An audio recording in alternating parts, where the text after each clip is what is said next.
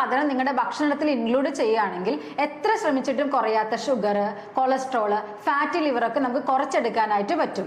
അതാണ് കരിഞ്ജീരകം. ഇതൊരു നാച്ചുറൽ റെമഡിയാണ് ഈ ഷുഗർ കുറയ്ക്കാൻ, കൊളസ്ട്രോൾ കൺട്രോളിൽ വരാൻ, അതുപോലെ തന്നെ ഫാറ്റി ലിവർ മാറ്റിയെടുക്കാൻ. അതായത് ഈ കരിഞ്ജീരകത്തിൽ തൈമോക്വിനോൺ എന്ന് പറഞ്ഞൊരു കണ്ടന്റ് ഉണ്ട്. ഇതാണ് ഈ കൊളസ്ട്രോളും അതുപോലെ തന്നെ ഷുഗർ ഒക്കെ കുറയ്ക്കാനായിട്ട് ഹെൽപ്പ് ചെയ്യുന്നത്. അതായത് ഇൻസുലിൻ സെൻസിറ്റിവിറ്റി കൂട്ടുകയും നമ്മുടെ രക്തത്തിലെ ഗ്ലൂക്കോസ് ലെവൽ കുറയ്ക്കാനായിട്ട് ഹെൽപ്പ് ചെയ്യും.